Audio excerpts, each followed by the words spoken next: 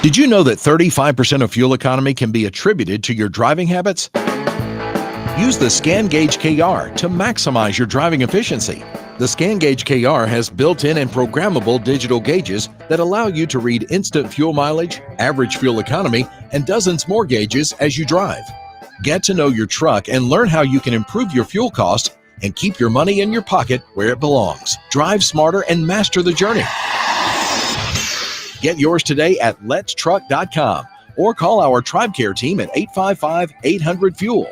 That's 855-800-3835. Your money, your taxes, your truck, and your road to success in the trucking industry.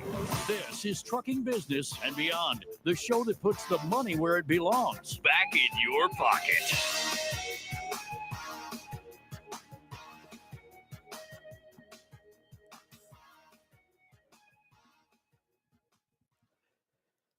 Good morning, you beautiful bunch of fuckers, and welcome to my world. I'm your host, Kevin Rutherford. It is Tuesday, October 15th. It's time for the Power Hour. We're going to open those phone lines right now so you can jump in and join us. 855-950-3835. Bruce will not be able to join us today, but I've got Eric and Leroy here with me this morning. Good morning, guys. Good morning, Kevin. Leroy's finishing up a truck right now, but he'll be up here in a few minutes. Boy, only two of us could show up for work today and on time, huh? Shocking, I know. Huh? I know. I don't know what's going on with these youngsters. Bruce doesn't even show up today. What's Bruce up to? I'm not exactly sure, to be honest with you. I just got a text message this morning that said he wasn't going to be here. I know he was down in Florida. Trying to clean up some stuff after the storm. So I think they're just trying to get through that stuff.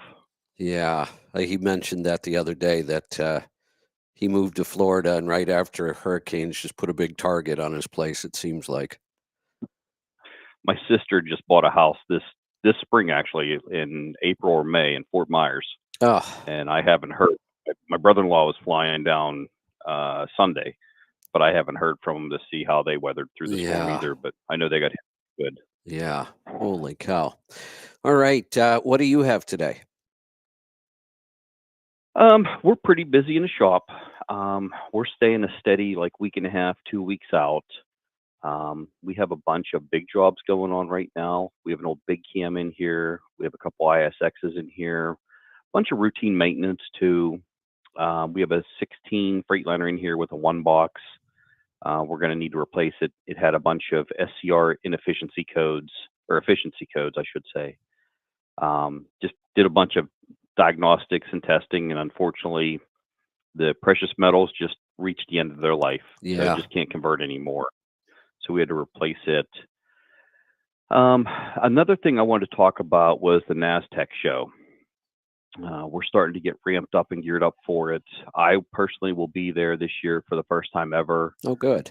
Bill is going to do it with me this year.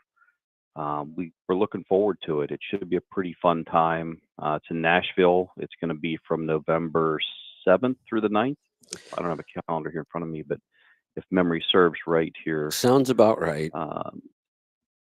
We're a little. Yeah, 7th through the 9th. Yeah. We're because I'll be flying out the day after the election, which is the 5th. Okay. Yeah. So I'm flying out on the 6th. We're flying in that Thursday morning, the 7th. It's okay. a 6 a.m. flight out of Pittsburgh, so that means I got to get up around 3. I'm looking real forward to that. Yeah, that's always fun. Yeah, I will. I'll be there and I'll be busy. I just tell them, if I'm going to be there for the event, just keep me busy because I'd rather be doing stuff. So half the time I don't know what I'm doing till I get there, but I'm pretty sure I'll be doing a lot. I'm looking forward to it. It's a great show. Last year was my first time there. Oh, cool. Yeah. Cool. It looks really promising. It looks like a smaller venue, very personal. A lot of talk time with the customers. There is. There's only, I think, 40 vendors signed up for it. And I think 500 applicants are going. It's going to be a very close-knit family, I think, this year. It should be a good time. Yeah, it is. It is. In size and scope, it was similar to the CMC. Ours ended up being a couple more days there at the end. And the first time David Owen and David started Nastic. The first time him and I talked probably would have been around 2016. And I actually reached out to him because I knew he had David also does a training every month. That's what he calls his new entrant survival. So when they get new members in every month, he holds an in-person training there just outside of Nashville for them. And I reached out to him one year and said, hey, it'd be fun if you do your training as part of the CMC. And we talked about it and threw the idea around and couldn't make our schedules work. And then we didn't talk to each other again till just a little over a year ago, about a year and a half ago, just out of the blue, he called me and we started talking, and we haven't stopped since. So it's turned out to be a really good partnership for us. That's a great organization. It seems like it. They have a really good push for what they're trying to get across, and I like the way that they're approaching it.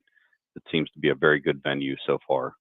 Yeah, the event Um, is really well done. Good. The other thing is the weather. Not sure what it's like out there, but it was 37 here this morning.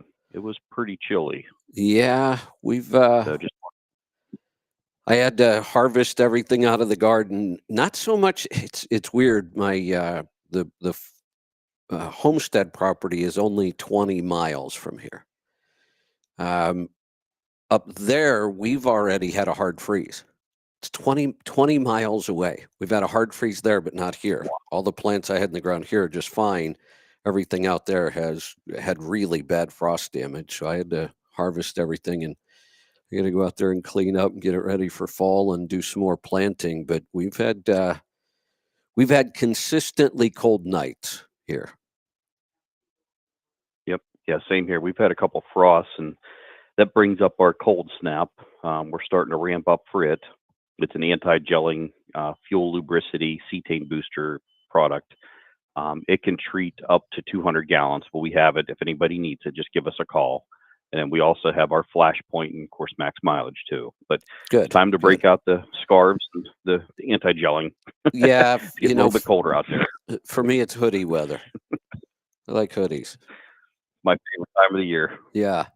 I love wearing The last 2 weeks or so here, it has been what I consider to be just absolutely perfect weather. Mid 70s with pure sunshine during the day, no humidity, and then high 40s to low 50s at night.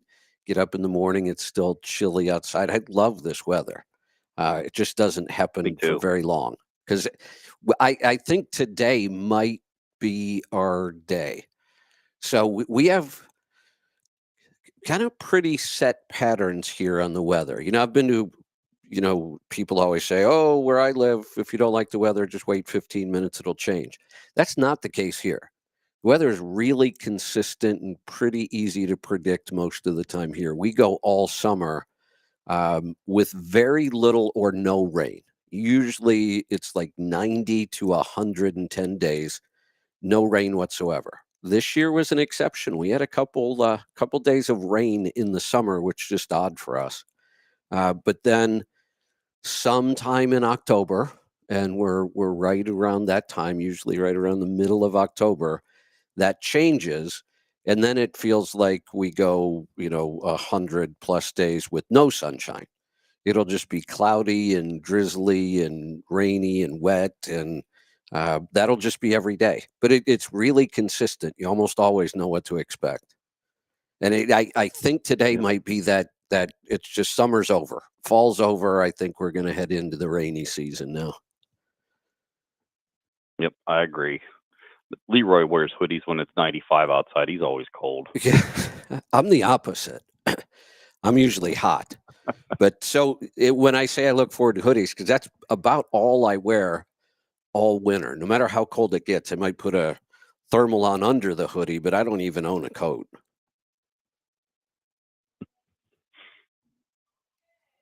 And that's all I have. All right. Leroy's here now. Leroy, good morning. Good morning. Is it true you wear hoodies in the summertime? I don't like air conditioning, and people want to put the air conditioning at like 60, so it's just like you boil to death out in the sun. Oh, You have a hoodie on, and then you walk in the air conditioning and you freeze. So, that's yeah. Now I yeah, get it. Okay. Yeah.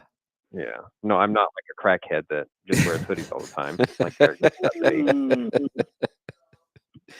Uh, I am a somewhat person. Just got Use it. that term loosely. Yeah. yeah. So, But what's no, on your not a mind lot. today?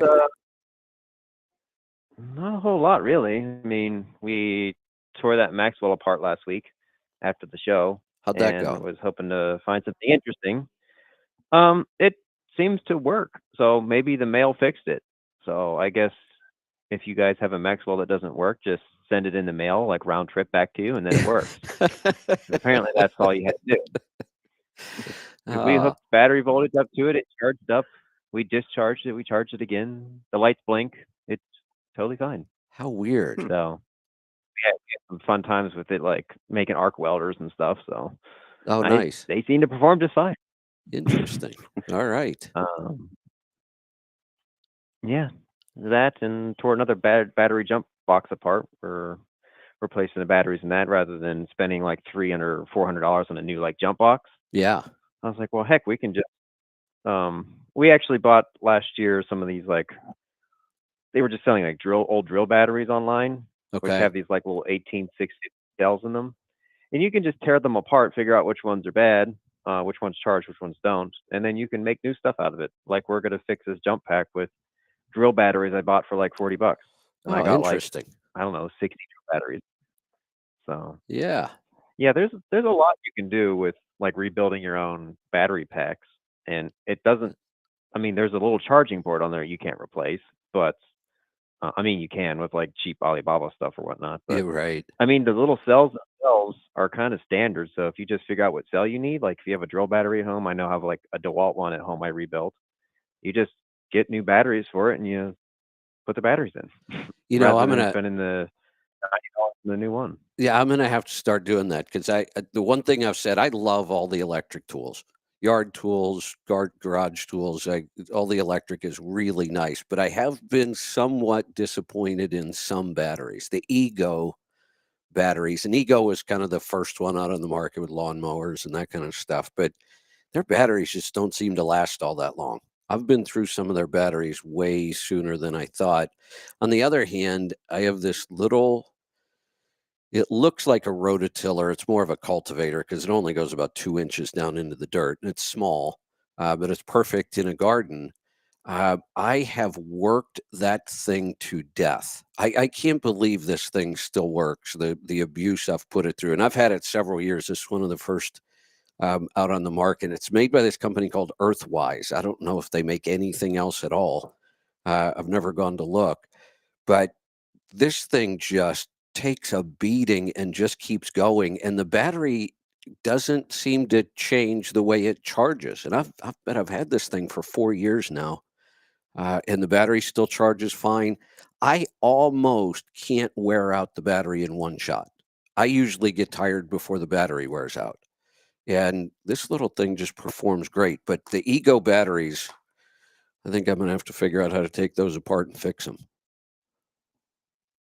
Yeah, I mean, especially when you get into big batteries like that Yeah, for like lawn equipment and things. I mean, those are pretty expensive. they're So really Even the expensive. drill bat. yeah, drill batteries. That's why I rebuilt that DeWalt one. I mean, this Yeah. DeWalt tool that I have, my parents got me like when I got out of high school. So this thing's probably 2011 or something like Oh, that. wow. So Yeah. I just rebuilt the batteries once on it, and the tool works just fine. So I'm like, there's no sense in upgrading. Just rebuild the battery. Yeah. You know, the interesting thing I've seen now, I've bought two things recently. I bought them really cheap, and I wanted really cheap. Um, they are tools that are designed to work with a DeWalt battery, but the tool isn't made by DeWalt. There's just some other company that just Mm. put a tool together and designed it so it would work with DeWalt batteries, which I think is a really smart move. There's a lot of DeWalt batteries on the market. I bought a seed spreader, just a handheld. That thing works amazing. You just slap a battery, and I only paid like $30 for this thing.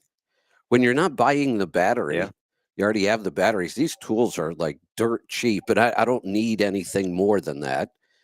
So that was an awesome find. And then with all the wood I have, I use like a penetrating oil to protect it. And you can either brush it on or you can actually just use one of those pump up garden sprayers to put it on. But what I did was I just bought another like $30 tool. It's an airless sprayer that uses a DeWalt battery. Hmm. Hmm. Yeah, the thing I don't like, and I don't know if they're going to incorporate this in the future. Like I know on Milwaukee tools that they have like a little data link inside between the charger and the battery, and they talk back and forth to make, oh, is the battery okay? It's supposed to be for protection, Right. but I would imagine at some point they're going to be like, well, you're not a Milwaukee battery, so Yeah. I'm not going to work. Yeah. You know what I mean? That could And be. I think that's going to be annoying Yeah. That could because be.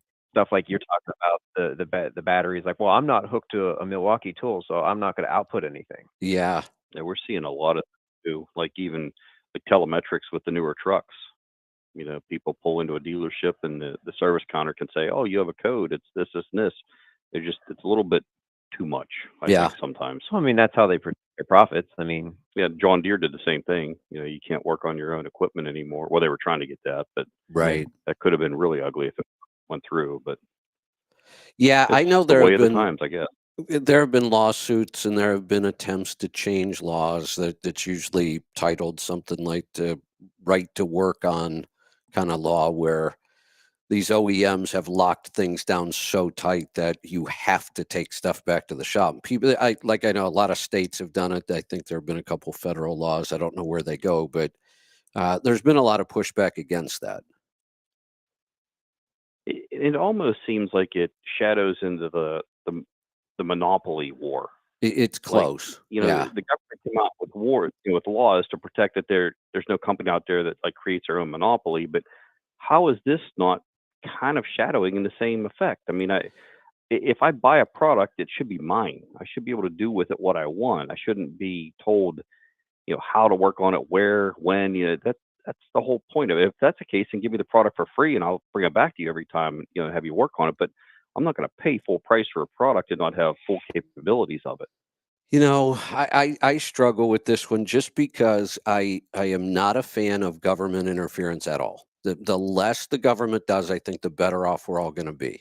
I realize we have to have Yeah. regulations, but to me, as long as we have Ryobi, DeWalt, Milwaukee, Makita, on and on and on and on, and they all make these products. So I have a choice. Nobody has a monopoly. And as long as one of them it looks like DeWalt doesn't have a problem with everybody using their batteries. And I don't know why you would. It just seems like a good idea. If I have batteries for sale and a bunch of people start making devices that use that battery, that seems like a good idea to me. So as long as Yeah. it's the whole industry hasn't locked everything down, as long as there's one company out there, I'm fine with that. That's competition. We don't need regulations if that's what's happening. It's kind of the way I feel about it. As long as we're not completely locked out. With cars now, it gets a little. We still have plenty of car brands, but if at some point all of them have locked it down so you can't work on your car, then that's a problem. Yeah, absolutely. That's why I drive the older stuff. Yeah, well, I don't exactly. have any of that to worry about. Yeah. Well, now think about this. When you say when I buy a product, it should be mine. I agree with that, but that's changing just by the nature of our products. Think of a Tesla vehicle now. Well, I can buy the car, and the car's mine. Nobody disputes that. But I could also upgrade to this software as a service on my car if I want to. Now they have much more control over that vehicle, but I get new features like full self-driving, and that's kind of a trade-off. I mean, you own the vehicle, but you're buying a service to make the vehicle work differently or better or upgrade or whatever it is. Well, and on that side, I would say that's fine because number one, you have a choice, and number two, you're offering to pay for it because you're getting something in return. Right. Yeah, I kind of agree with that. And speaking of Tesla, I just saw they were bragging about making 1.2 million miles on one of their original S models with 14 motors. So if you divide that, that means the electric motor lasts an average of 84,000 miles. What? And That's I forget how many awful. battery packs they go through too. Yeah, that's what I thought. Okay, That's so awful. what is the cost per mile to Right. run this thing? If you're only at 84,000 miles Well, I out think of a motor, to be fair, that's one of his original ones. it may be, Yeah. but Well, even that's what you so, said. It was one of his original ones. yeah, even so though, to brag about, hey, we hit 1.2 million, that's great. But if the motors only last 84,000 miles, and I think that they went through like 6 or 7 Yeah, battery the old packs. style motor. What about the new ones? We don't know yet Yeah, we don't. because they keep making better and better stuff. Yeah, there's no doubt about But that. how much are battery? A lot. Yeah, that's what I Yeah. mean. And they went through like 6 or 7 battery packs. So to keep that car on the road, they spent tens and tens of thousands of dollars, Absolutely. maybe even more. Yeah. Yeah. Interesting. All right. We should probably get to some calls. Let's get started in Washington. Chad, welcome to the program.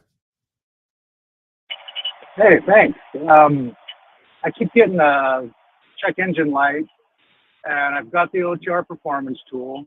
It's a 2017 Cascadia DD15, and it's the same code. I've had it probably 100 times. I keep just taking it off with the tool and going on my way. I just want to make sure I'm not doing any damage. It is, let's see this photo here, SA61 SPN 520349 FMI 14. I think it's a soot sensor code. SPN 520349. Correct, FMI 14. Okay, I believe that's an ASH code. It says here that the soot sensor detects elevated soot accumulation, that either the DPF is faulty or the soot sensor is faulty. I keep thinking that maybe there's a crack in it or something, because it's fine until it does a regen. And then once it does a regen, the code just comes back. I'll get it like 3 times a day. And then after a couple days, it won't happen until it does another regen. Yeah. So no, you're exactly right. So if it is a soot sensor code, like you're saying, the soot sensor is in the tailpipe after the one box. So there's no more after treatment after it. And the point of that sensor is to basically just do a pass fail, like, is there still soot here or no? Because there shouldn't be, right? The point of having a DPF filter is to catch all the soot, and you don't want anything in the tailpipe. So when you get a code that the sensor detects soot, it's either because your DPF has a crack in it and it's allowing soot to flow through it, or the sensor's bad. It can only be one of those two things. It's either a false positive or there's actually soot there. So whether or not that would be probably something you would need to probably just inspect the DPFs themselves, or that you would need to check out the tailpipe to see if there's actually soot trails back there. Is any soot that gets through the filter doing anything to, I forget what it's called, not the DOC, the other SDR? Yeah. So the problem with having soot in the SCR is there are rarely any instances where the temperature is hot enough to decompose soot back there. The DOC makes the temperature for soot to be regenerated in the filter, but then when you add another 5 or 6 feet of pipe, all the way back there, the temperatures are just a lot lower. So you're going to accumulate soot in the SCR, which is going to render it basically useless. And being it's a one box, those SCRs don't come out and you can't clean them. I mean, technically Right. you can fillet the thing and cut it out, but I mean, you're probably 8 hours into that job. So yeah, it's not a good thing to get Right. soot in the SPO. Is the long and the short of it. Okay. Okay. That's what I wanted to hear. I wanted to make sure. I guess I'll get in there and change the filters and maybe the soot sensor after that. Yeah, no, that sounds like a plan. I appreciate your guys' help. Thank you. All right. No Thanks for the call. Let's head off to Ohio. Tom, welcome. Yeah, hey guys, good morning. Those soot sensors, I saw a guy online on YouTube clean those. And then I got to thinking when my phone broke, the technician was cleaning it before he put the screen broke, cleaning it with 99% alcohol, 98%, whatever it is, because he claimed it didn't affect the electronics like if you get the 58%, it's got too much water in it and screwed the electronics up.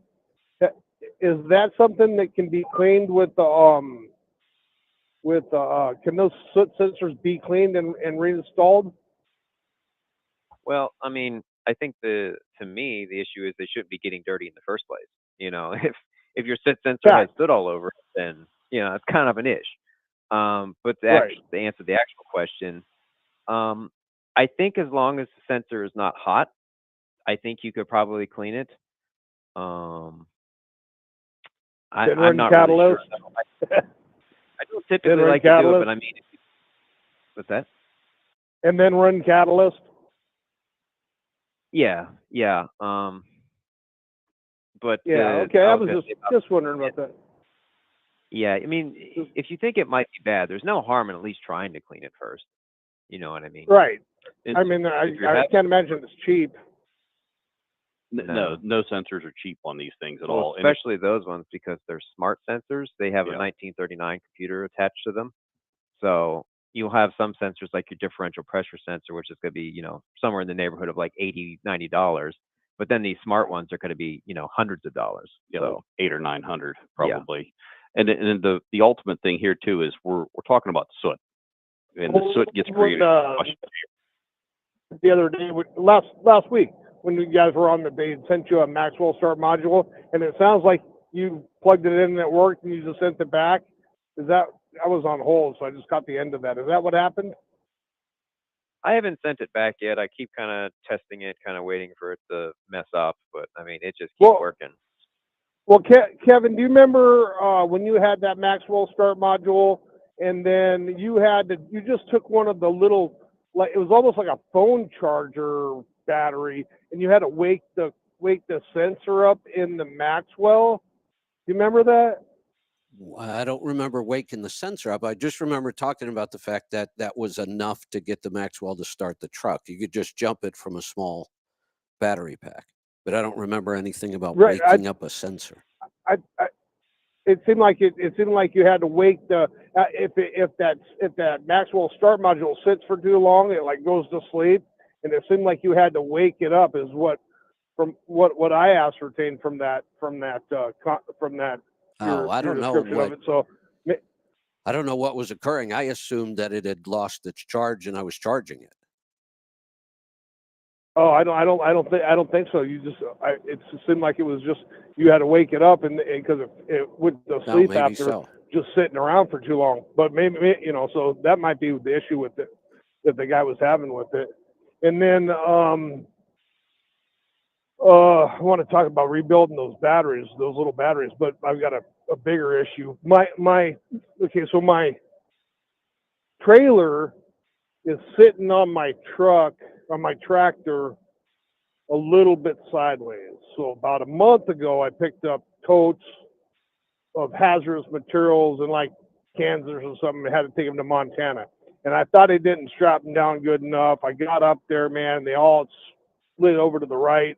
And it was like the last 12 miles of shitting myself, So I'm like, well, the next totes I put in there for sure, I'm going to strap down boob. I put 7 straps on 12 totes. So the same thing happens. Somehow they slid, you know, even through the strap. I strapped them as good as I could, and so I changed trailers. I said something's wrong with that trailer. Changed trailers, and then and this is a new trailer I've had for a week. I got pretty heavy bags on pallets and strapped those down a little bit. That not much, but even the pallets on, because the roads are so crappy, you're bouncing around, and it's not an air ride. And sure enough, some of them slid over to the right even. I'm like, well, something's going on. So I have, when I got empty, I hooked it up. I inspected the airbags on the tractor, and the springs everything looks normal.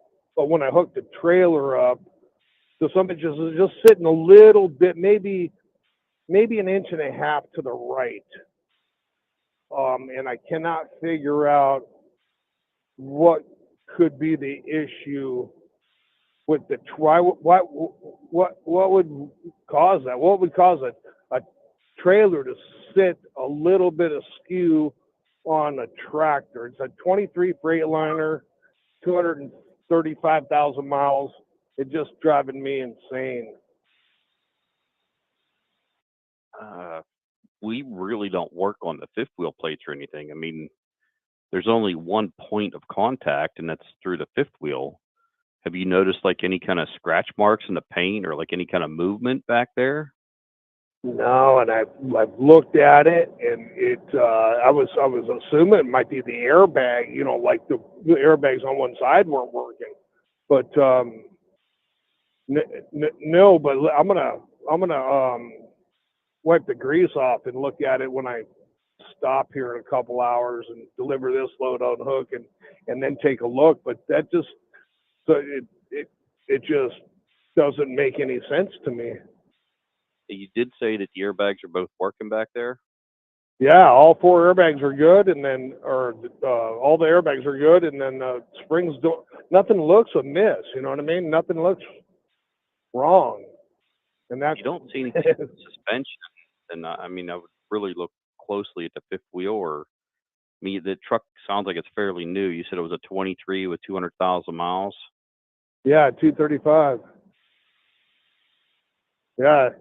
So okay, I just didn't know if something popped up with somebody who had this issue before, and so I'm gonna wipe that fifth wheel off and take a closer look at it. Maybe it's got I don't know why it would be leaning. If it's cracked, it thing would break off, but hopefully it doesn't break off right now. Yeah, I would definitely get that looked at sooner than later. But yeah, we don't work on stuff like that. We're more of an engine shop and kind of Oh yeah. And then when you rebuild those batteries for the DeWalt's and whatnot, don't those just have like AA or AAA batteries in them that are the rechargeable batteries? And then you replace Well, it them. depends on the battery pack. They don't all have the same. So battery pack I had has a battery called an 18650. It's kind of like if you can imagine maybe two AA's stacked on top of each other and then two next to each other. It's kind of like four Right. all in like a big quad. So they're a little bit bigger than that.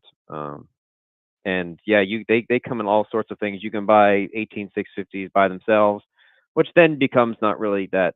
I should say they're kind of expensive if you buy them brand new, but if you extract them from other dead things, then it starts to become a little bit more worth it. So I got mine off of eBay, and they said that they were 18650 batteries out of other drill batteries or some sort of power tool battery, and yeah, I got a whole bunch for like $40. So that made it efficient for me. But well, sure.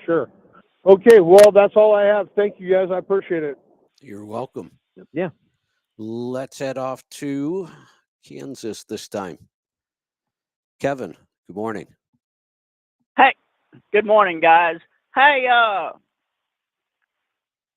last week when Miss Jean Gates was on, I thought that Bruce said that she was going to tell us the difference between the Flashpoint and the Hot Shot Secret EDT. but I never did. The only thing I remember her talking about is the max mileage and it actually being a catalyst and why it's a catalyst and what it does, which, I mean, I've been listening for a long time and I've been using the max mileage for a long, long time. But can someone tell me what the difference is? Because I don't think she ever explained what the difference between the Hot Shot Secret EDT and the Flashpoint was. Yeah, I have no And idea. this was just last week. I can give you the basics. It was a couple. Yeah, I mean, I can give you the basics. The catalyst is exactly that. It's a catalyst, not an additive. So the first thing we do is separate catalyst from additive. Catalyst creates a chemical change in whatever you're doing. I mean, that's the generic explanation of what a catalyst is. Fuel additives don't do that. Fuel additives can affect the fuel in other ways, but there's no chemical reaction. Nothing is changing just because you put that product in. So the Flashpoint is an additive. Now, additives can do lots of different things. They can take water out. They can stop what's called waxing. There's lots of different ways we can alter fuel with an additive to make it perform better, typically in cold weather, or it can have an injector cleaner in there. I mean, there's all kinds of things you can do with an additive, and most of them are multi-purpose, meaning they might have a lubricity component in there. They might help with water. They might clean injectors. They might boost cetane. So you can have all kinds of different formulations of additives that do different things. But the difference between an additive and a catalyst is what she was explaining. So if you want to compare Flashpoint to Hot Shot Secret, both of those are additives, and then you can look and see what's in them and what they do. Well, no, I understood the catalyst and all of that, but I thought, and Bruce may have misspoke. He doesn't do it very often, but on occasion he will misspeak. And I thought I could have sworn he said he was going to try to he was going to have Miss Jean Gates tell us the difference between the Hot Shot Secret and the Flashpoint. I know that neither one of those are a catalyst, and they both say that they do the same thing, but I just use and as far as the cost difference, they're not much different in cost, other than the Flashpoint is 1 ounce to 15 gallons, and the Hot Shot Secret is 25 gallons to 1 ounce. So there's not much difference in it, but they both say that they do the same thing. And Joel was the one that got me started using that.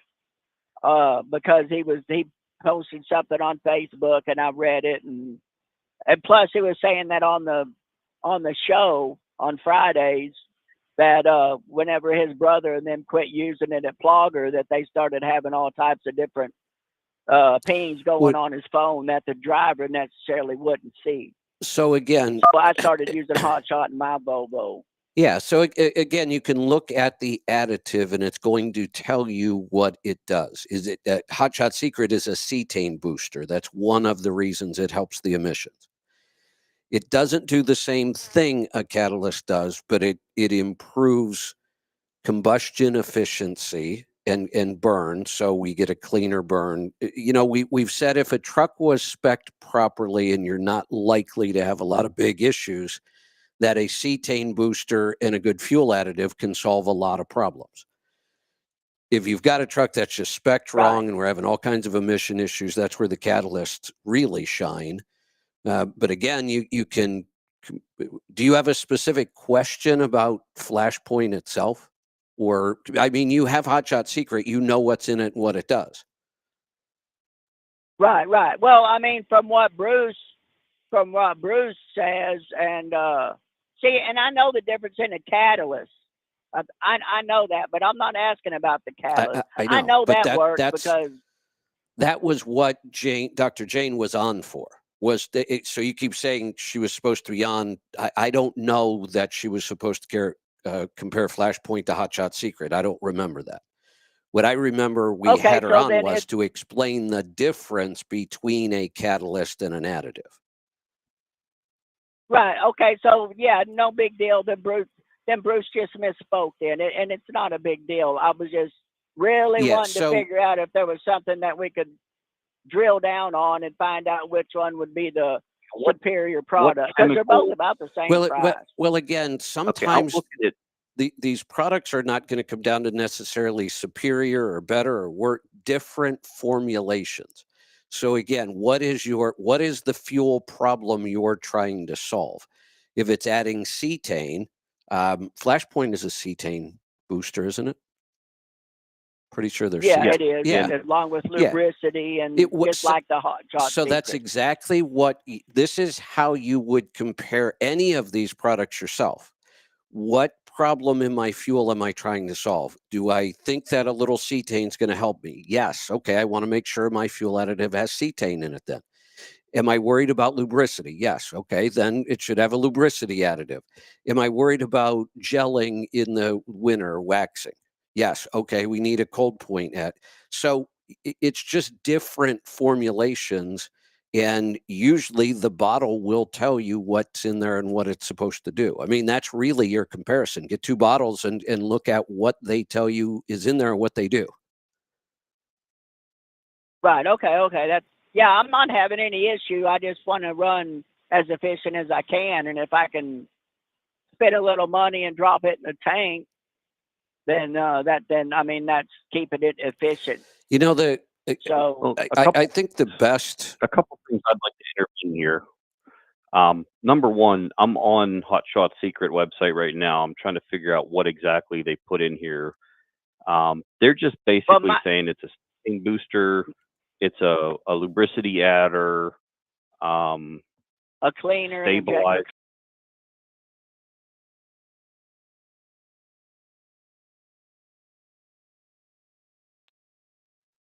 just like EDT. A lot of people claim that they've gotten a lot better fuel mileage from the EDT, or I'm sorry, not the EDT, the Flashpoint. Our local tool truck driver, Bob Bauer from Cornwell Tools, picked up 3 miles per gallon in his 6.7 Cummins in a tool truck. And the tool trucks are usually pretty heavy, loaded down with everything. That was a huge pickup for him. One of the Oh big yeah, things with the absolutely. Flashpoint is the water emulsifier. Now, I'm not sure what EDT has because they don't say anything on their shipping labels here or anything I can see online real fast. But an emulsifier will separate the water molecules into smaller particles so that they pass through and they get burned off inside the combustion chamber. A demulsifier, which you have to watch, and that's when I see a fuel additive that doesn't claim it, it's usually a demulsifier, but they say we take care of the water. The problem with that, though, is the demulsifiers actually almost like magnetically pull the molecules together. So they make bigger droplets, which are great for storage tanks. You can just drain the bottom and get the water right off. In an Right. engine, not the best situation because now you're going to have water conglomerate anywhere that gravity can take a hold, which means in the bottom of an injector, in the bottom of the fuel pump, in the fuel tanks. So it can cause more problems that way. That's why ours is a little bit different from some of the other ones out there. Now, again, I'm not saying EDT has that. I don't know. I'm trying to find it on their website, but their label's a little bit vague. It doesn't really show what exactly is in there. But I mean, to me, your question is saying, okay, I want a cheeseburger. Do I want it from this restaurant or that restaurant? They're both cheeseburgers. But like what Kevin was saying, what exactly are you trying to find or capture with the problem you're having? And that's where you need to make your decision. We have hundreds, if not thousands of people now on the Flashpoint. We're setting people up on some subscriptions with it. We're starting to stock it at our dealers. It's taken off very well. So, I mean, our customers kind of will back us up on this. But as far as what exactly will it do to the other one, I need the technical data sheets in front of me to answer that question honestly. I'm not going to sit here and say, it's going to be this, or this, because I just don't know what exactly is in EDT unless you do and you can tell me how that they make this differently, then maybe we can compare notes that way. That'd be a question for Joel. He said do it, I just do it. Here's I wish the way I could be more technical than that. Here's the but way I guess what I can do is I'll just go to PittsburghPower.com and I'll grab me a bottle of Flashpoint because I keep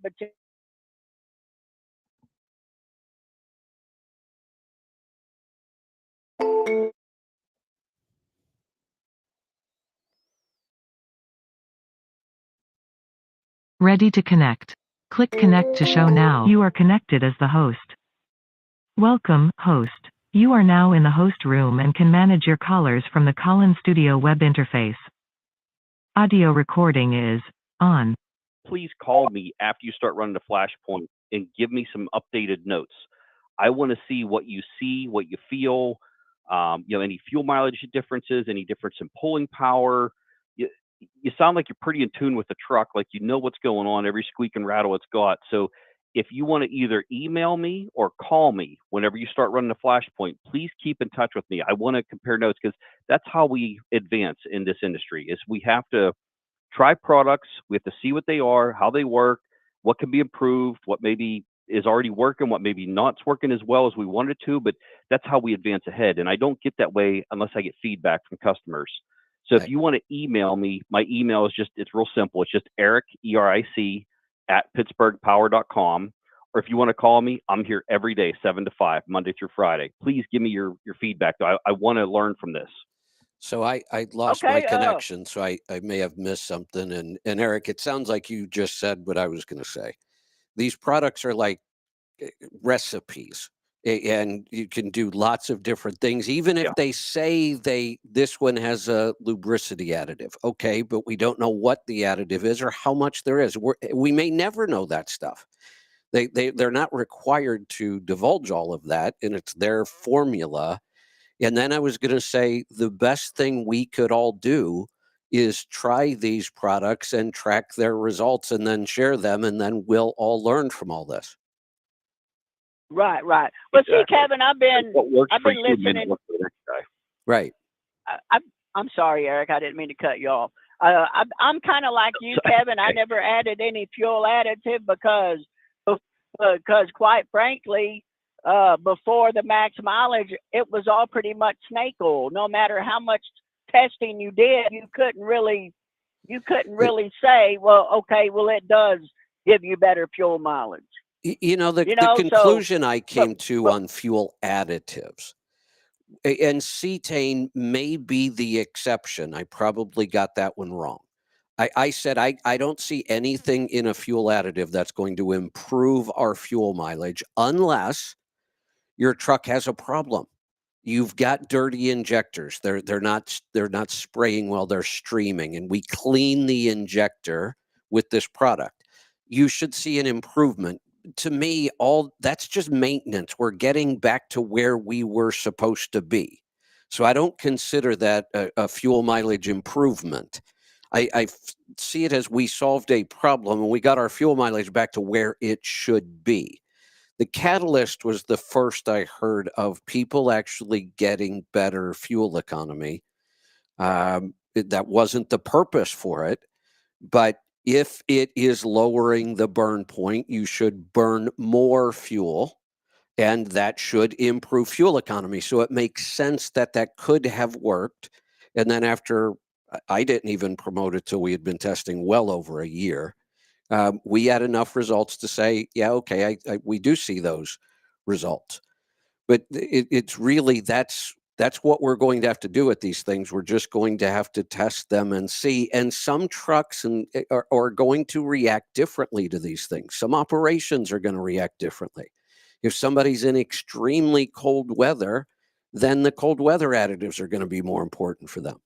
If somebody's looking for, getting 2 million miles out of their engine, then lubricity might be an issue.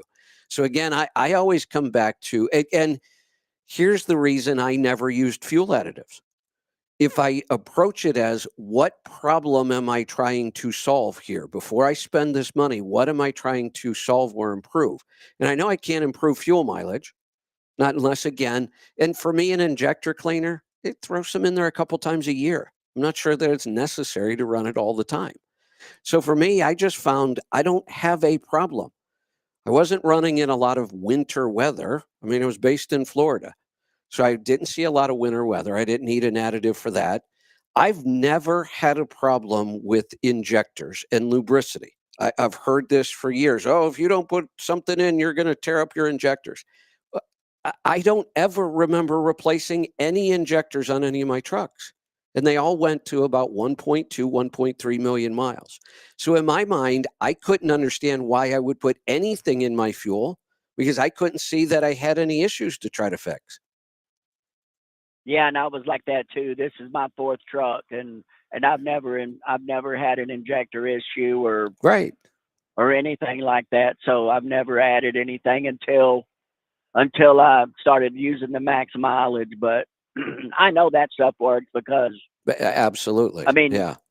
it keeps everything clean. 250,000 miles. You take it to the dealership, and you go to do the regular maintenance and clean Yeah. the filter, and well, there's nothing in there. It don't need to be cleaned. We can clean it, but it ain't gonna do you no good. Right. And and that comes straight from the horse's mouth. That's not three buddies down the line, Yeah, exactly. cousin, uncle's Right. brother. That was direct from the tech, So I'll never stop using it, even Yeah. in my Volvo. Like I'm in my Volvo now, and if it's gonna work for a pack car, guess what? It's gonna work for the Volvo. It don't have any choice but to.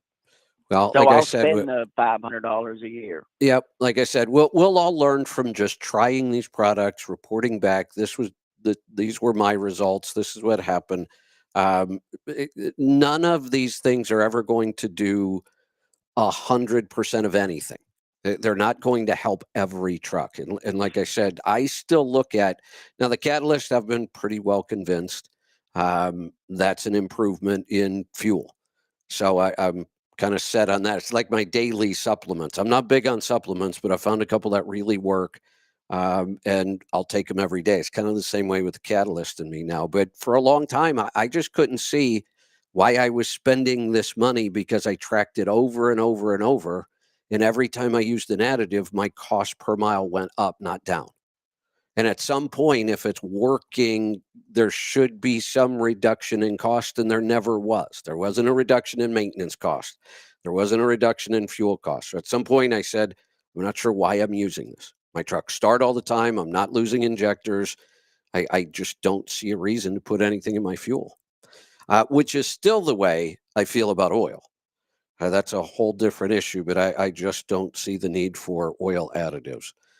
Let's go to Nevada. Bob, welcome. Hey, what are the symptoms of a Detroit needing a valve job done? You know, an we're overhead or yeah, Yep. overhead. I don't know that we have a lot of clear symptoms on these, but I think we've all kind of come to the conclusion that so the pattern on this is if you go back, there was a time where we just said do it every 100,000 miles or do it once a year. That those were kind of the two. And then I think it was Cummins that may have came out and said, "Hey, look, our overhead's good for 500,000 miles." And we said, "Oh, okay, maybe you don't have to do it as often anymore." But then we didn't know, well, why should you do it? What is an indication that you should? I think everybody kind of come to the agreement, though, that if we do these about once a year, we're probably going to all be better off. Now, as far as symptoms, if you saw a drop Okay. in fuel mileage, if you started seeing some emission issues, those could all be created by poor timing in the valve set. So if you've got an issue that you can't explain, and it could be that more soot in an oil sample, and you're more than 50,000 miles since the last time, then yeah, you may consider getting it done. Here's the other problem I'll say. I think, Eric, help me out here. Is it significantly more difficult to set valves on these new engines than the old engines? It's not any more difficult. It just takes more manpower and time. Is it A lot of these newer engines, like the Volvos, the DDs, one guy has to be underneath the bar the engine over while the guy up top says, "Okay, stop," and then he can set those two cylinders opposing, and then have them barred over again. "Okay, stop." So it's just yeah, more time consuming. And some of the reasons they did this too was because they alleviated a lot of the stress on the valve train. The older engines, you're exactly right, Kevin. We used to recommend every 12 months, 100,000 miles, which, I mean, everybody has their own opinion. And this comes down to almost comfort level. Right. I personally would do it probably a little bit sooner than the manufacturer says, just because I know you can start to slowly lose fuel mileage. And with the cost of fuel and the operating cost per mile, you try to take every advantage you can. Right. Running the chemicals we offer and setting it preventive maintenance, stuff like that. I probably would recommend a little bit sooner than the manufacturers, but yes, a lot of these newer engines are saying every 5 years, 500,000 miles. Me personally, I'd probably do it around 200 to 300,000, but an oil sample will show you if something's going awry. Yeah, we're almost kind of back to the point of, you know what, it's not a huge expense. And if you're doing it once a year, it's probably not a bad idea. Exactly. Would you be able to do a compression test on Diagnostic Link in order? Would that give you any indication as well? No. Well, wait a minute. I don't think you have a compression test in 60 series. Like it's not built in the Diagnostic Link. Right. That it's not in there. No, not on a 60 series. The problem we really came across is there's no change big enough for us to measure accurately. So when I said we can watch fuel economy. Well, fuel economy can change for so many reasons, and we're talking about small changes over a long period of time. So it turns out we really couldn't predict it with that. Then, I started seeing high soot levels sometimes. Well, sometimes that's an indicator. If we can't come up with any other reason why the soot is going up, and it's been a while, well, let's go ahead and do the overhead then.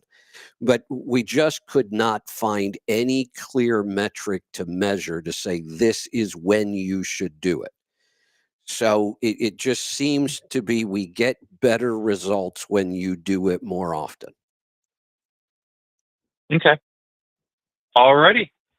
Thank you so much. You're welcome. Thanks for the call. And then the other thing, Eric, I was kind of getting at is setting the overhead any more proprietary on some of these engines now?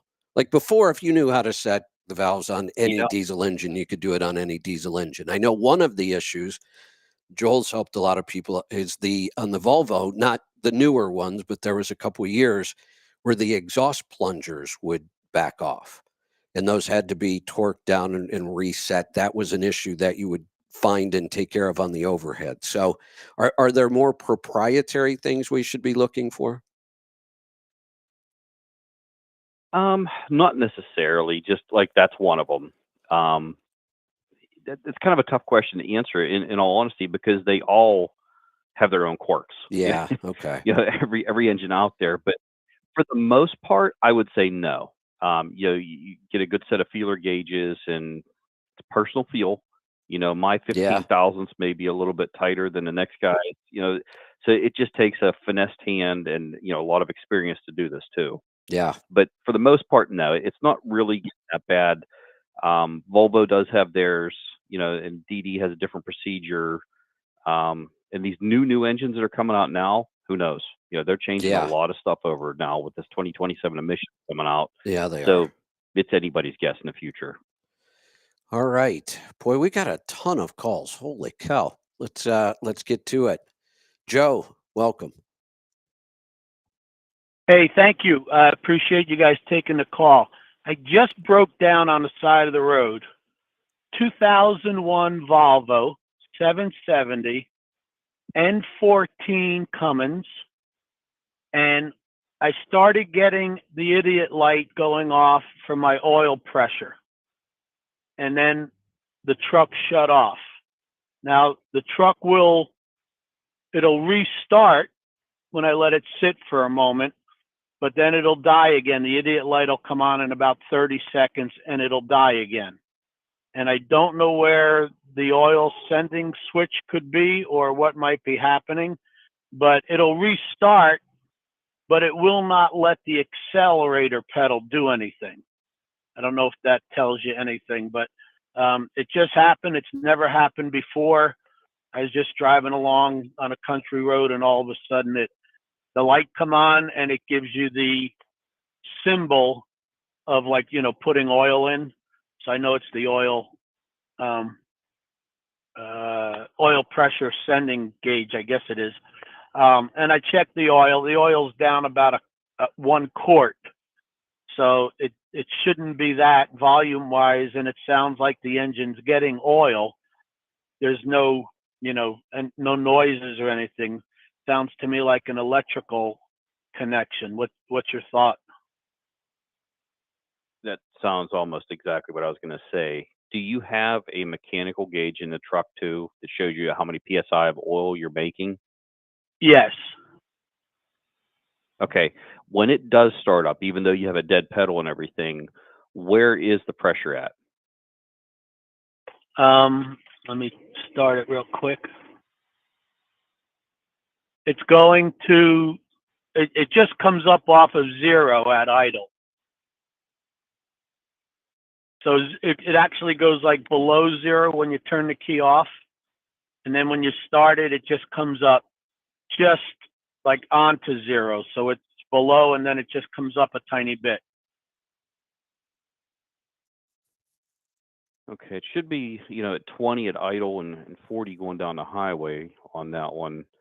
Did you notice the gauge actually fluctuating before all this happened, or has it always been steady and it just automatically just quit? The gauge looked like it was lower because I was traveling. The engine was, I don't know what the RPMs exactly, but let's say 1100 RPM because I was on a country road, and the gauge looked a little bit lower than normal. And then like I said, the red light was on and the buzzer was sounding, and then it did that for about 30 seconds and shut off. And that's about what it does now, except the gauge looks like it's lower, tiny bit lower now than it was a little while ago. Okay. The pressure sensor is the first thing you definitely want to do. And it's down below the fuel pump. I believe it's a 3-wire sensor, if I'm not mistaken. But make sure that you run your hand down there on the plug and make sure it's plugged in, completely, like it just didn't come unplugged a little bit. Take a look at the wires, make sure that nothing's chafed or rubbed through or nothing pinched it. Try where is it? Trace the wires. It's below the fuel pump. It's on the side of the block above the starter, and it's below the fuel pump. So it should be on the driver's side. Did you look that up, or did you know that? I had to look it up. I forget. My short-term memory is not that good. Okay, I'm hoping I didn't knock it off, because I just before this happened, like a half a mile, I heard something slapping, like I thought something got on my tire, like a piece of rope or, something, and it was going around making revolutions. I could hear something tap. And I just said to myself, whatever that is, I got to pull over and figure out what that is, because I don't remember hitting anything. And then about a minute later is when this died. So I hope it didn't fall off and I dragged it and ripped it off. But that could be. Could be yeah, it definitely sounds like it definitely could be related. So you definitely want to look for damage. Okay. If it's not that, or is there a way to trick it to think that it's working? In this case, I don't know if I would chance it, to be honest with you. Because if you don't have oil pressure, if there is a mechanical failure, that could be detrimental. So yeah, you probably don't have a spare gauge with you, I would assume. Is that correct? No. Okay, because you screw it in where the sensor is and try to fire the engine up to make sure you have pressure there. The gauge you have in your dash, is it a factory one or is it an aftermarket? It's factory. Okay.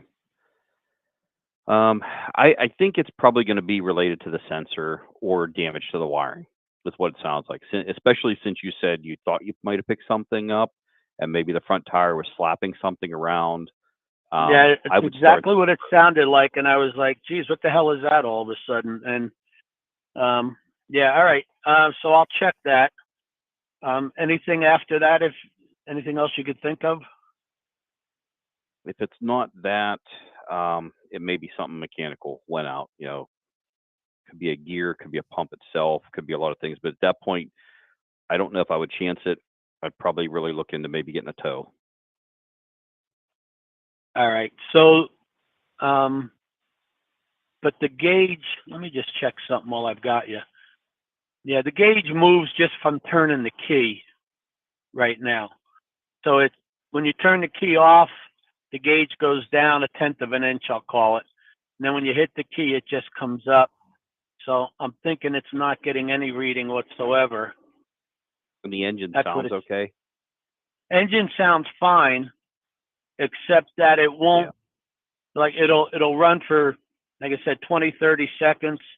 The idiot light will come on, and then it will, it'll come on for about 20 seconds, and then it'll shut the engine down. Because I guess it's recognizing that it's not getting a reading from the oil pressure. Yeah, Okay. I'm willing to bet money it's just a sensor or the wiring going to it. Okay. Very good. I appreciate it, and I appreciate you guys taking the call right away. Thank you. You're welcome. You're welcome. Let's head off to Montana. Merv, welcome. Good morning. I got a bit of an issue with my fan. I've got a 2001 Cat 6NZ. Fan kicks in when it's cold, and it'll run even without the defrost or the air conditioning on.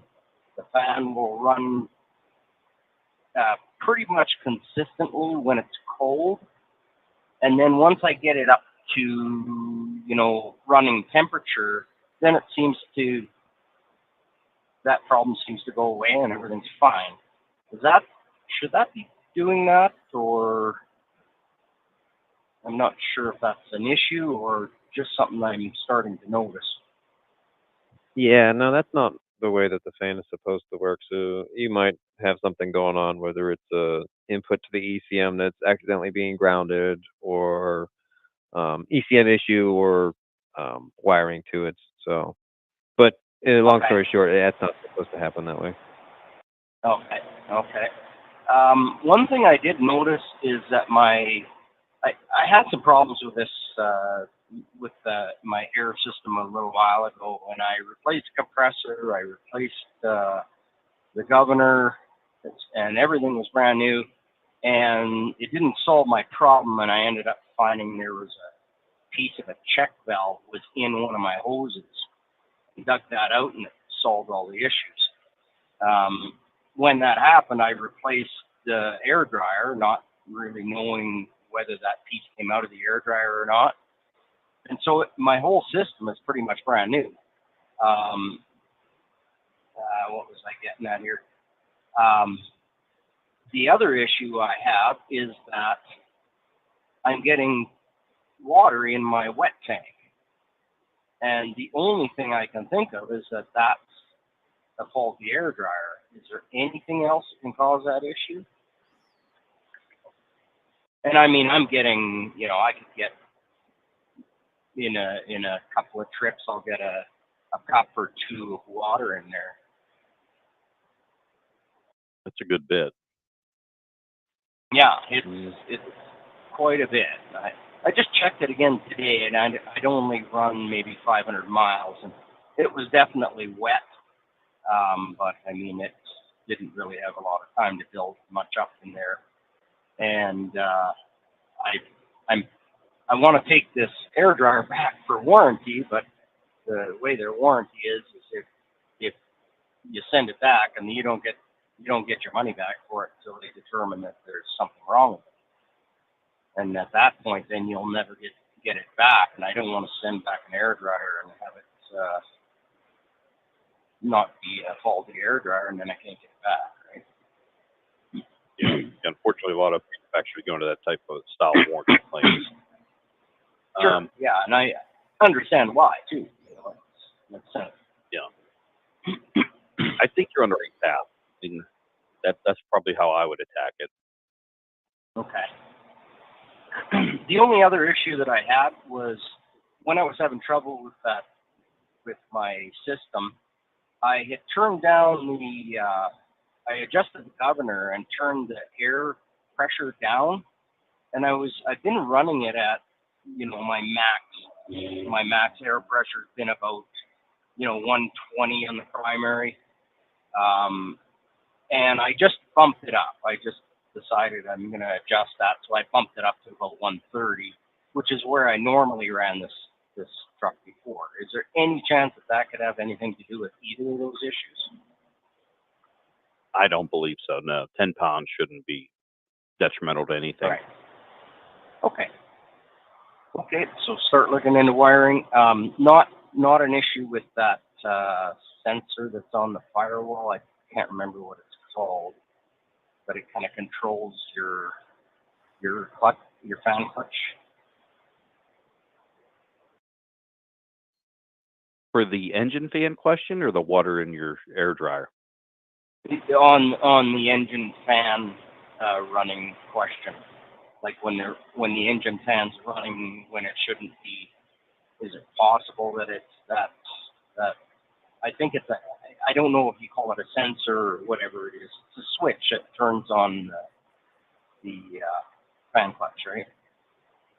Yeah, so you have like one of like 5 things that can turn on the fan. You have the AC high pressure switch like you're talking about.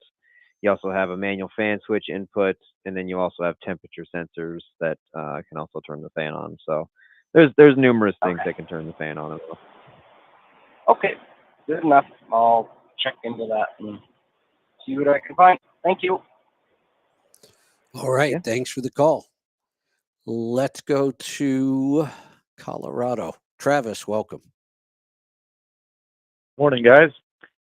Hey, I got a emissions question for you guys. So I'm in a company truck. It's a 2022 389 with a Cummins, and I do know I have an exhaust leak right at the flange going into the DOC, and it's only been leaking for, at least as far as I've noticed, maybe 1,000, 1,500 miles.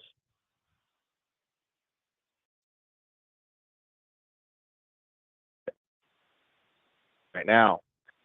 And the company I work for is based in Iowa, and I still have one more heavy power only to pull from Denver down to Telluride and then head back to Iowa. They want me to hold out until I get back to Iowa so they can fix it themselves instead of just letting me do it or take it to a shop here in Denver.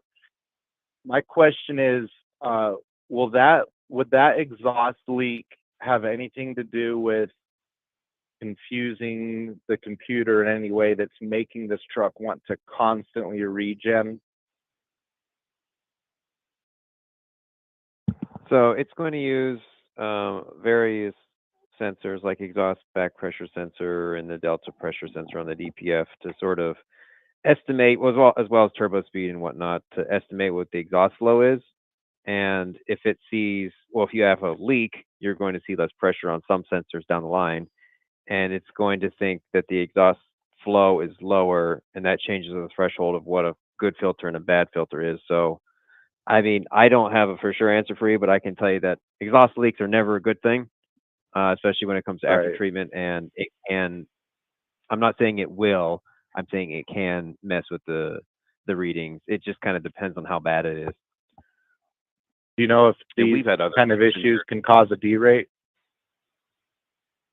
If it gets bad enough, yeah. Yeah. Okay. And I'm glad you mentioned that. I'm glad you brought up the turbo. I have noticed it wanting to turbo stall quite frequently since it's been doing this. Yeah, it uses it. They're kind of funny that they use physical sensors to make virtual sensors. And the virtual sensors are just like any other sensor on your truck, except that you can't replace them.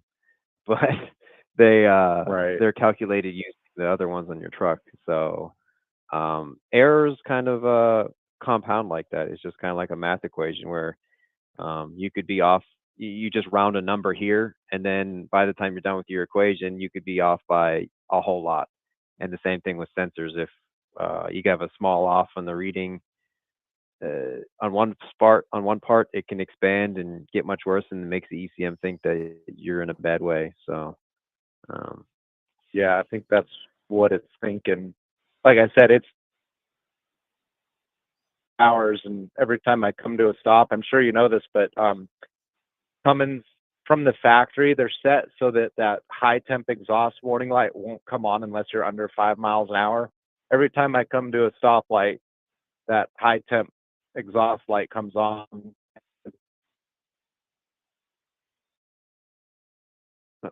you're kind of breaking up on me there. Was You that- said every time you come to a stoplight, it's on. Yeah, the high exhaust temp light is on, and I'm just bobtailing. Oh, I'm okay. sorry, Yeah, I might we lose could you here. I'm bobtail. going into a bad cell coverage spot here in just a sec. Oh, okay. Yeah, I mean, I typically don't get too worried about the hot exhaust light, but if you're saying it's coming on while you're bobtailing, then yeah, it's trying to actively regen. Okay. Alrighty. Well, I'm going to see if I can talk them into just letting me take care of that gasket before it derates on me. So. All right. Yeah, you don't want to take Trying to a make chance. it back. Thanks for the call. Let's go to Missouri. Richard, welcome. Hey, I got an update on an issue that I had with some brake chambers busted on me on my T600 Kenworth. I think I may have it solved.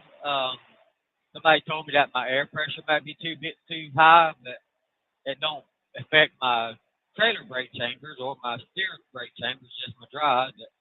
I've dropped it from about 125 to about 115. So far, I haven't had any issues. About the fuel catalyst and the flashpoint, I used to use Hot Shot Secret, and I can tell you, for my engine, my 12.7 Detroit, my engine, I noticed a considerable amount of difference in it. That the flashpoint does react a whole lot better than the Hot Shots. And for anybody that uses Hot Shot, if you don't want to use flashpoint, just try it for about a month or 2 months to see how it does. And you can make your mind up there instead of just blowing off on flashpoint. But that's all I got. All right.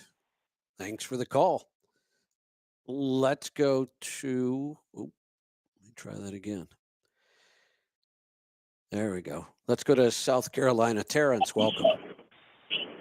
What's up, Kev? I got a quick thing, not to pick on you, but when you were saying something about the max mileage, you said if it burns more fuel, you'll have better fuel efficiency.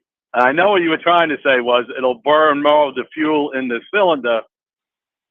Correct. Right. You'll have better fuel. If we burn the fuel more completely. But you know, someone else will pick up on that and say, "You just said you burn more fuel. It's not as efficient." Yeah, that's why I have a sign right behind me in the studio that says, "No one is listening until you make a mistake." Thank you. Yep, absolutely. So I have as far as the max mileage, I think I bought a gallon of it. Shoot, it might be going on almost 2 years. So I was finally cleaning my garage out, and I had a little bit left in the thing, so I put it into a mason jar. But all that stuff on the bottom, that thick, like black stuff, I mean, that's just, what is that? Just sediment? That's not going to compromise the max mileage itself, right? No. Or is that, what is that? No, just it's stuff the pulling it out of the plastic? It's the paraffin. I'm sorry, say that settling. again? It's just gravity taking. Okay. It's the paraffin settling. So all you have to do is just shake the jug up or the bottle before you're using it. There's no shelf life. There's no freezing point. It'll last indefinitely. Yeah, see, I shook it up, but I couldn't get it to loosen up on the bottom. So that's what I was saying. I guess I let it go too long or transfer it to something like. I was thinking about. I didn't have enough in the bottom to like kind of stir it, but so. All right, I just wanted to make sure it was shelf stable. So, all right, cool. Thank you. You're welcome. All right, problem. let's go to Pennsylvania. John, welcome to the program.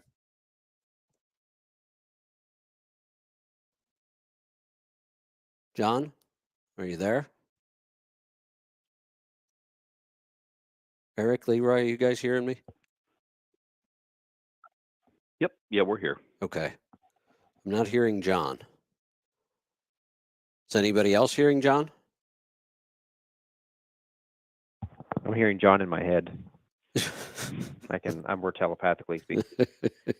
I am going to put John back in the queue. Angie, if you could grab that and see if we can figure out what's going on with that line. This is the last call. I turned off the phones about 15 minutes ago.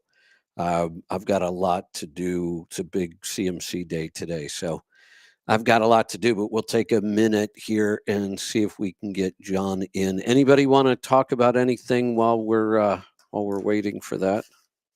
Did I have anything? Anybody have anything on their mind? All right, let's. No, Oh, I thought of something.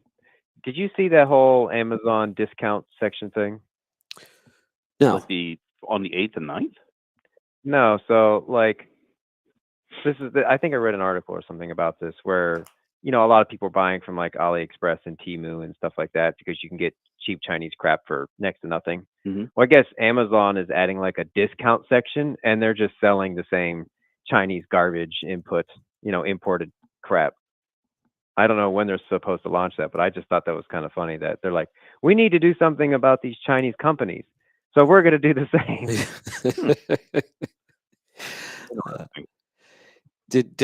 I know I did have something. Did either one of you two watch the SpaceX rocket come back? Yeah, that was cool. That was impressive. Yeah, it sure was. Did you? They parked that thing better. Well, there was a couple things that I think is really impressive. The fact that they park it like that, it was pretty precise to get it into that kind of rack, those arms. But then, did you also see there's only like 2 little pieces holding all that up? I'd like to know who welded those. There wasn't much holding that rocket onto that. That was pretty impressive, I thought. There was something else I wanted to say about it too. Oh, his logic behind why they built this special tower to capture it, because they've been bringing their rockets back and landing them on the pads. But the difference there was all the support assembly is on the rocket itself. All the legs and all the support it needs to land on the ground is part of the rocket. And he said anything we can take off the rocket and put on the ground is less mass we have to move. That's a pretty big deal. So that was the whole point, was to be able to not have this extra weight and structure on the rocket, to leave that on the ground and be able to land the rocket back in it. I thought that was pretty impressive. Interesting. Yeah, that's a really good idea. Yeah. Yeah, that was, and I can't help but comparing it to the government and why we shouldn't have the government doing too much stuff. The government was designed to be inefficient. That's the design. That's why we have 3 branches. We argue about a bunch of stuff. We don't move forward really fast on a lot of things. There's a lot of checks and balances. And in a government, that's the way it should be. The problem is that we then want government to act like business and do all these things that businesses should be doing, and they're not efficient at it, and that wastes all of our money. So I always like to point out the fact that look at a couple things just in the last several months, and the fact that I don't think people realize it, but we're living through history. People in 100 years are going to talk about Elon Musk the way we talk about Einstein and Edison and some of those people, because what he's doing today is incredible. He's running multiple companies that are all doing things nobody else has been able to do. If you look at every one of his companies, he does things that no other company has achieved. I mean, in electric cars, nobody is even close. I mean, it's not even a race. Nobody's close to Tesla. Satellite internet. Holy cow, I have some experience with this. My first satellite internet, I spent $15,000 to get it on my coach. And the performance was horrible. I mean, it was barely workable, and it was really expensive. And it took, about 20 minutes to boot up and find a satellite. And if the wind blew a little too hard and my coach rocked, you would lose your connection. I mean, it was an awful, expensive, slow, everything about it was horrible, but it was the only option for satellite. Now I've got a satellite that I carry in my backpack and run it off of a little battery pack that would fit in my pocket. And it's up and running in about 5 minutes from anywhere. And it's cheap and it's fast and it's reliable. Um, the fact that NASA left our astronauts up in space because they screwed something up and we had to send a SpaceX rocket up to save them. The fact that we gave Kamala $42 billion to connect rural America to the internet, and not one connection has been made yet. And when we have a natural disaster, Elon flies in a bunch of Starlink connections and says, don't worry about paying anything until the emergency's over. It's pretty incredible what he's done in just the last couple of years.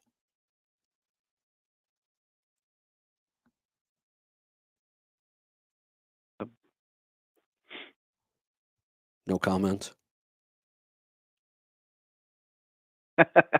I agree with you 100%. I think he's definitely ahead of his times, and what he's pushed through and made happen just shows his perseverance and his true character. I mean, love him or hate him, he is changing history. I saw a quote from him this morning that I thought it just tells you how his mind works. So in my mind, I'm looking at his rockets now that he's landing the rocket launchers. He's built the biggest rocket ever. He's putting payload up into space. He's talking about the rocket engine itself that NASA had to dump out into the ocean, and then they're just totally worthless.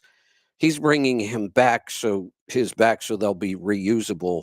But the plan already in the works is that these rockets will take multiple launches a day. Like they might send a rocket up, dump a bunch of satellites, bring the rocket back, reload it, and send it back up again. I mean, that's pretty incredible to me. Like that's really pushing the limits. But here's what he said. His goal for SpaceX is to colonize Mars. And he's serious about that. And he even said, in order to make that happen, we need 1,000-time improvement in our current rocket technology. But that doesn't seem to faze him. I mean, to me, that would seem impossible. But that's his goal, and he said that's what it's going to take. If we're going to colonize Mars, we need to improve our rocket and space technology 1,000 times. Isn't there something right now where JR was telling me about it, where he can build rockets faster than the FAA can clear the flight path? He made a huge Like deal about that on X. He was posting every day, we can build the rocket faster than the FAA will approve the paperwork. That's crazy. Yeah. But people like him don't, the word impossible isn't in his vocabulary. It must not be. He's just looking for a different way to solve it. Yeah, because he was actually at our local Trump rally here, was it a week or two ago? Yeah. In Butler, PA. And my sister actually went. She said there was probably close to 110,000 people that attended this rally. Wow. And the guy behind her said, you know what's amazing is if you take Elon's money and you divide it equally amongst everybody here, their estimated numbers, we would all leave here with $10 million. So when you start to think about what kind of a budget this guy is working with, the word impossible shouldn't exist. That's true. I mean, because literally he makes stuff happen. If there's not a way, he'll figure it out. He's a sharp guy. He's got great people working with him, and he's got pretty much endless resources. So I think you're exactly right. He wants to make the journey to Mars. He's going to colonize it. He's going to succeed. It's just a matter of when. Oh, I believe it. Why are we going to Mars? He believes that if the I'm gonna human go race is going to survive long term, that we need to be multi-planetary. I mean, that's the way this guy thinks. It's hard to imagine that, but that is the way he thinks. And yeah, he's got pretty incredible resources and his mind, and he never. I don't know a lot about Tesla. I haven't followed Tesla. I know almost nothing about their cars, but I have to assume that the products I've dealt with on him, it is. And there's actually a phrase for this, and I like the phrase. It's CANI, CANI, and it stands for constant and never-ending improvement. And it seems like he practices that in everything. You know, I was just bragging about how good of a product Starlink was, the original version. Some of those products now are up to Gen 3, but he's also got the Starlink Mini. That's the one I can carry around in my backpack and run it off of a little power pack for a couple hours. Anywhere, you know, I can see the sky. But he's already working with T-Mobile for direct satellite connection to the phone. In the US, T-Mobile will be the first carrier that has that. We just switched our entire company over to T-Mobile. Not because of that. That was just a bonus. One of our family members got a job at managing at T-Mobile, so we switched everything over. But they are the first. You will have a phone. It already exists. The technology is already all there. You'll have a phone that will have a direct internet connection to the satellite.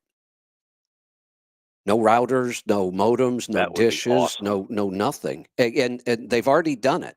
Elon posted on X and said, this post was made directly from my phone to the satellite.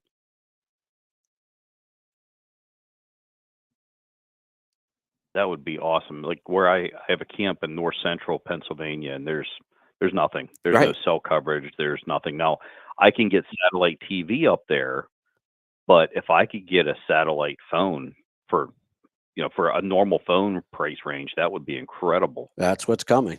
And he said T-Mobile is the first, but eventually all carriers will offer it. Yeah. So, all right, we're going to try John again. That would be incredible.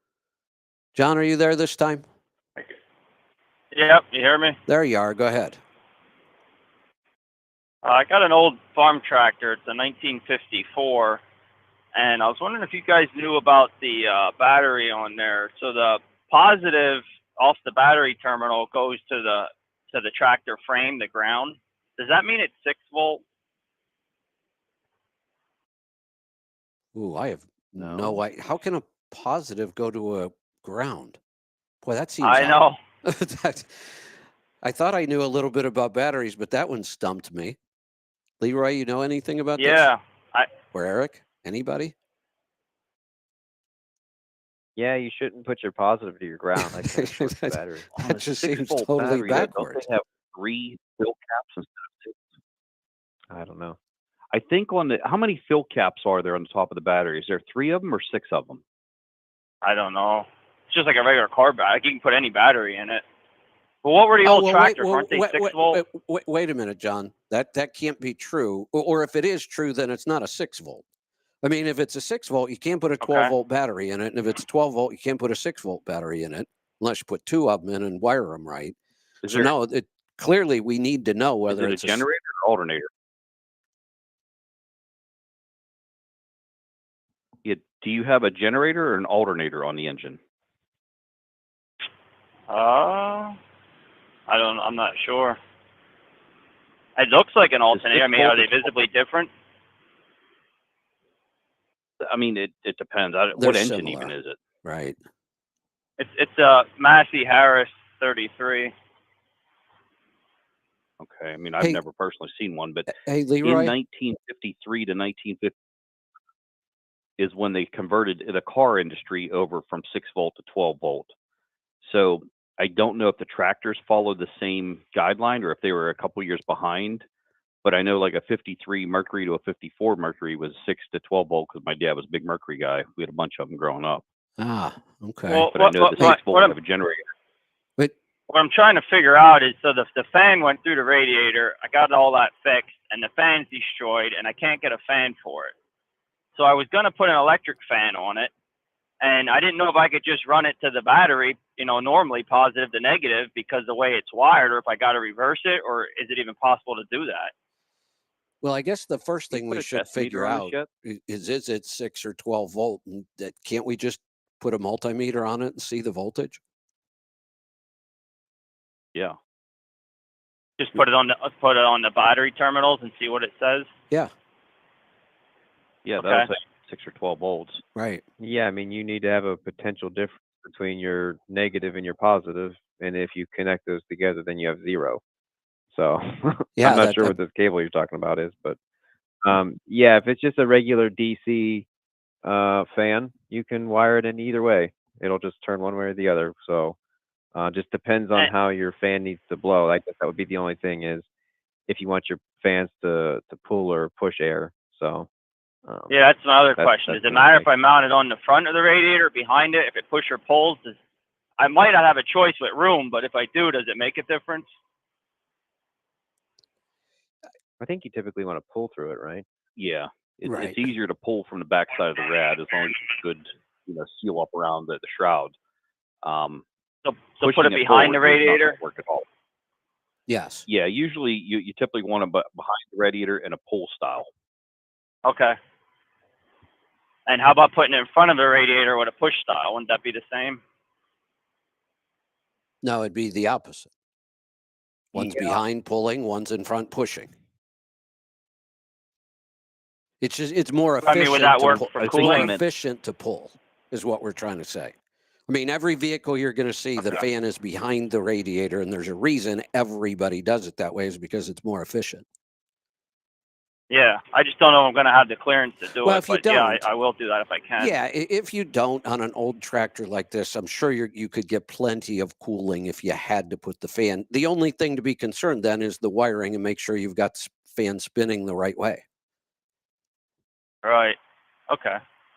So hooking that fan up to the battery, because if it is 6 or 12 or whatever, I'm not going to destroy the engine on the fan, correct? It just is going to work or it's not. Yeah, so if it's like a 12 volt fan and you hook it to 6 volts, you're not going to hurt it. It's just not going to spin at whatever it's rated for. It's just going to spin slow. Okay. All right, that's what I was wondering. Yeah. All right. Thank you. You're welcome. Thanks for the call.